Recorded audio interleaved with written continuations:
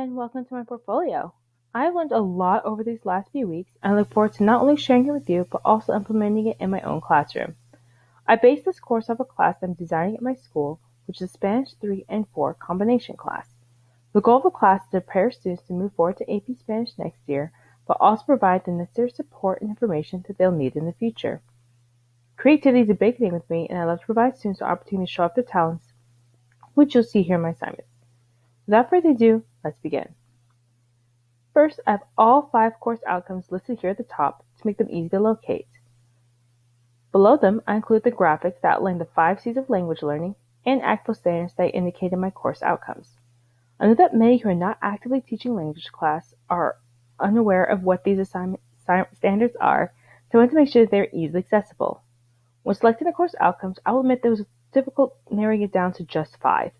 In the end, I just take a step back and look at the course from a wider lens. In the end, I decided to build off the world language standards set by the American Council of Teaching of Foreign Languages, or ACTFL. This, combined with my personal expectations for my students, shaped my course outcomes. Next, I have the modules.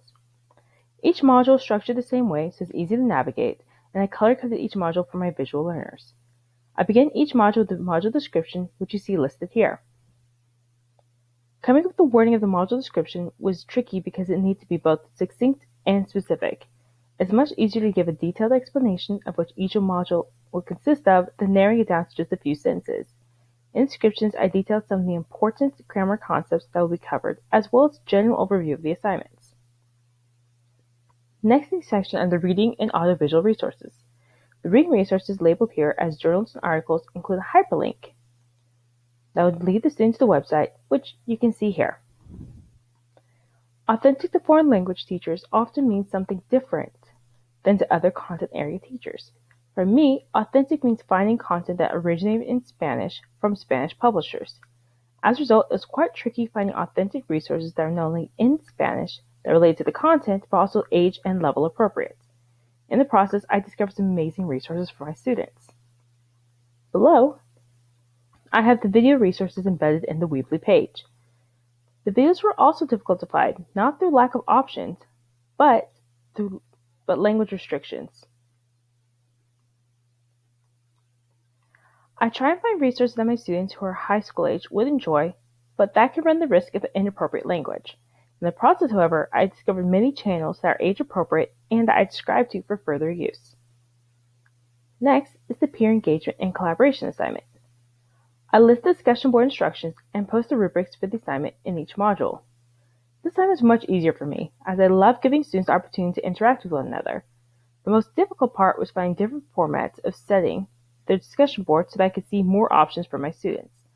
I ended up using several different formats, such as writing an email, Flipgrid videos, and simple discussion boards. Since the activities are following the same procedure, the rubric is able to be applied to multiple assignments. Finally, I have the assessments, posted with their individual rubrics. Personally, I like to give students an oral and written assessment with every unit or module. This way, I can track their progress in producing language. Overall, each assignment approaches the course outcomes in different ways.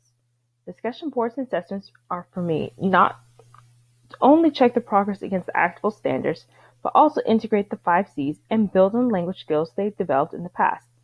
My biggest goal was having several resources and assignments per module dedicated to having students reflect on what they're reading or watching connected to their own lives.